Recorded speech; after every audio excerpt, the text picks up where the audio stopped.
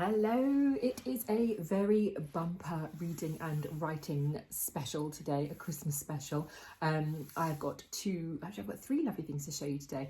The first one is that I have received the proof of my next book that's out. This is my book with Century Penguin, so I get a lovely penguin on the front cover, and this is The Wedding Game. I write under two names. I write under the name Lorna Cook and I write under the name Elle Cook. It's a very long story as to why that happened. I will tell you about that another time, but this book is due out in April 2025. I'm so excited. It feels like it's been a really long time coming, and it feels like it's been a really long time since I've had a book out as well. I think the last one was in March this year, and normally I have two a year, so it's going to be quite a bumpy year next year, I think. But for now, just this one for April 2025, and then one a bit later on under my other name. Confused? You will be. So this is The Wedding Game, which I absolutely adored writing this book, and I just received the proof and the cover, which I'd seen a bit of a variation of this cover a little while ago, and then it was sort of as an early design, and then it got tweaked to be like this, very beautiful, very shiny. As it's a proof is something that gets sent out to other novelists, and then you sort of put your sort of best happy smile on and beg them for a quote if they have time, which is fair enough if they don't. And this is kind of what goes out to sort of whet their appetites, and also it goes out to sort of journalists and bloggers and book talkers and all sorts of people who might be interested in reading this book. This is the back of it, because my two characters play a game of wedding bingo, and this is what kickstarts the whole sequence of events off. But I will just read you the blurb of the back, and it is available to pre-order now, should that take your fancy. So it says, the heartwarming new romance from Elle Cook. It started as a dare. Best friends Lexi and Scarlett are attending their 9th, or is it 10th, wedding this summer. To keep things fresh, they've upped their game with bingo. To win, all Lexi must do is complete her scorecard first. A tipsy bridesmaid, tick. An awkward best man speech, tick. A terrible DJ, tick. And finally, kiss a groomsman.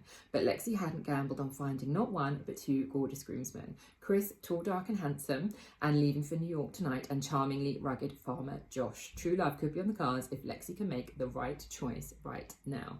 So I'm really pleased that I've got this lovely little golden proof to put on my shelf, but the advance copies for this will be coming early next year, and then the book will be out in April. So if this sounds like your cup of tea, please do pop ahead and pre-order. That would be so good. It's only £1.99 on Kindle at the minute. It's an absolute bargain, I'm not sure if they'll raise the price just before it goes on, but if you buy it at £1.99 now, whatever happens to the price, that's the price you'll pay. You won't pay any more. So that is my exciting bookish news of the week. I am still battling my way through my line edits for my first in my country house series of novels for Lake Union, which is a part of Amazon Publishing. Nobody can think of a title for the book yet, and my editors are struggling and I'm struggling, and we wanted to do something about compasses, north, south, east and west, because the books are going to be set in different parts of the world and in different time periods. And the first book is really easy because it's set in Singapore in the war, and that's very easily the east, and then of course it should be north, south, east and west, but there are sort of variations in where it's set, and the next three books are set, and so it's all getting very tricky. And do we keep calling it the Country House series, because that's quite boring, and probably not. So no, we haven't got a title, so it hasn't gone up for pre-order or anything like that, while we all sort of battle. We might have to put names in a hat and pick it out in the end, because I think we're all just really struggling. So I'm looking forward to being able to talk to you about that soon and announcing what happens with that. And I will show you my line edits in a second, actually, because I think if you're interested in the writing process, what happens before you get to this lovely stage where the book is ready to go, mostly, there's edits which come back from my structural editor, which I talked to you about in a previous video, and how you kind of have to make characters nicer, make them have a bit of backstory, and kind of just make their actions more cohesive with their thought patterns and things like that. That's basically what I struggle with. Some people struggle with sort of plot, and sometimes I struggle with timelines too, but some people struggle with plot and timelines, and things don't make certain sense, or things need to be rearranged. But because mine are sort of very linear in terms of time in the war and all sort of through the ages, it's very hard to tinker with the structure of it. So mine is more going in and just adding extra layers really to the book. And that's what I did in my structural edits. And now I've just got my line edits back, which is essentially when your editor goes line by line, which can be quite traumatic if every single line has got a little note next to it. But I'll show you those now, and you can see exactly what I'm talking about. So if I show you some of this, hopefully some of this makes sense. This is actually a bit of a sneak peek into my book. And you can see where my editor has just taken a few little bits out, and every now and again a page escapes, but not so far. So she's sort of mentioning things that might seem a little bit unrealistic. She wants to know when, this is my lovely editor Victoria, wants to know when things are going to be sort of finished in the house so that everybody, the reader, gets a good grounding. This page is quite excessive. There's quite a lot been rearranged here, but it's just somebody with an expert eye taking over your document and sort of rearranging bits so that it reads better and makes more sense. And that's kind of what has been going on here after all the big structural changes have taken place. So there you go, a bit of a sneak peek of my book as well. And while we are on the subject of country houses, because I've written a whole series of books set around this one country house, which is called Trelena in Cornwall, which I made up, and it's a sort of a North Cornish village, very similar to Padstow. Like, I know and love Padstow quite a lot, so I've kind of set my series in a village very similar to that in a sense, kind of coast with countryside as well.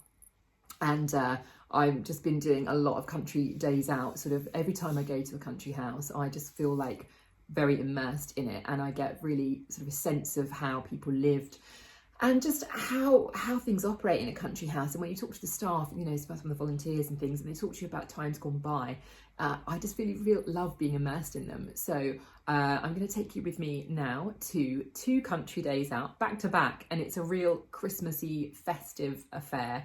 We went to Hever Castle, which is the home of Anne Boleyn, and we did a Christmas day there, which is national. No, it's not. Hever Castle's completely independent. Actually, I did 2 independent days, which I loved doing. We went to Hever Castle, which was really beautiful. They had a really beautiful festive lights display, and it's dog friendly. Hurrah! Because not many of these lights displays are dog friendly, so we often don't get to go because it's just too long to leave the dogs at home for. So if you're in the area, if you're near Kent, then do pop along to Hever Castle. I think the lights display and the house being open at the same time, that's one of those things that doesn't often happen. You usually get a light display or the house is open and then you have to come back later and do the lights if you can be bothered. But we did it all in one at Hever, which is really beautiful. They do Father Christmas there as well for the children. And they've got carousel rides as well, which my little one went on. It's a really perfect day out, and the weather held off, which was really lovely. And it's just beautiful, like a space walk they had. It's just really sweet. So I'll show you a little bit of that now. And I recommend, if you have time before the festive season is over, or if you just want to pick one more thing to pop into your festive calendar, then I do definitely recommend Hever Castle. It's a real full day out.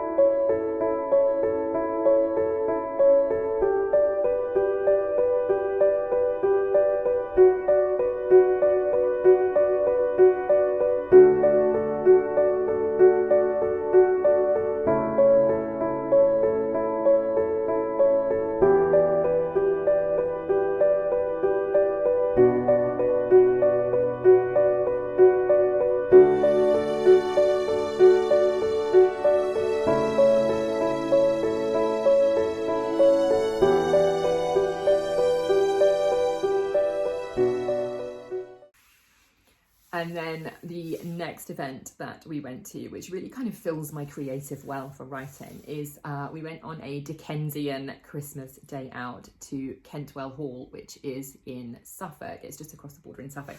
And it's just so pretty and it's just so lovely. It's an independently owned house, which is lovely because often the National Trust have managed to buy up everything. And I only recently found out that the National Trust bought up a lot of houses post-World War II when houses were just so ruined and people couldn't afford to keep hold of them. And sometimes they'd hand them over to the army and the army would then trash them and then they wouldn't be able to rebuild them.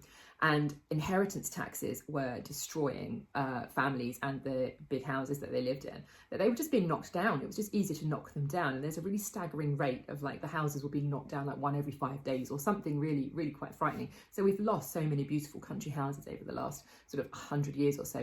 The National Trust was formed to stop any more of these from being knocked down. So they went up on a bit of a buying spree. And I'm really pleased they did because I love visiting National Trust houses. And we were meant to go to an English heritage property, which is much the same sort of remit, and we had the storm so we couldn't get to go, but they were doing a really festive event called Narnia at Rest Park, and I haven't yet been to Rest Park, but that sort of is catnip to me because it used to be a hospital in World War One, so for an officers I think it was. So I'm really looking forward to one day booking to see that. But sadly, the first in a series of storms we've been having, weirdly, stopped me from going there. But we did get to go to Kentwell Hall in Suffolk, and we did this Dickensian day out, which was so well done. It's full of reenactors who come along and get really immersed in the cooking of a Dickensian Christmas, and the family who owned the big house were there, and they're all dressed up, and the children could decorate things for the tree, and it was just a really, really lovely day out. So I'll take you to show you that, and if you get time, I really recommend you book it.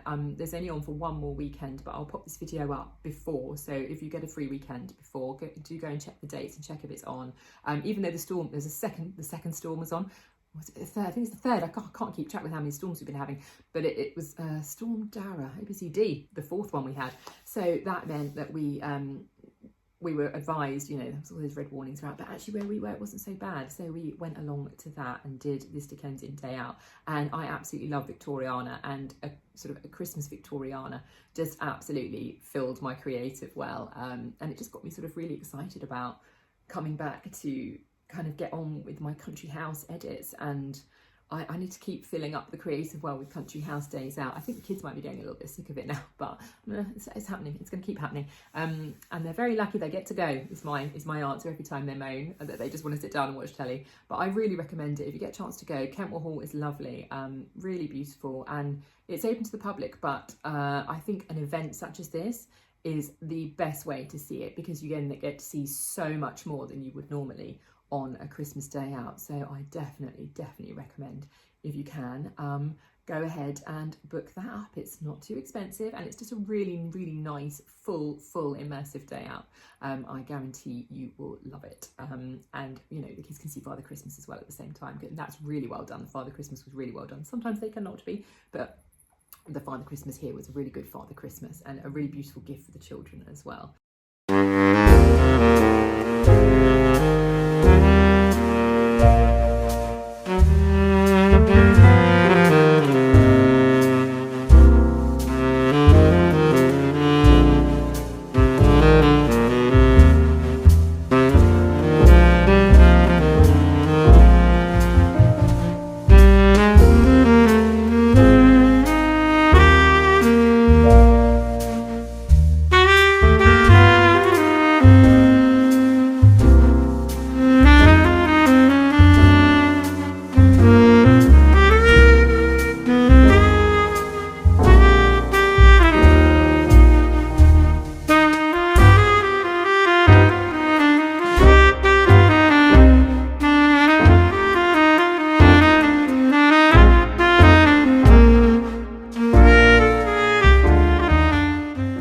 That is it for this week. That was rather a bumper video, I think.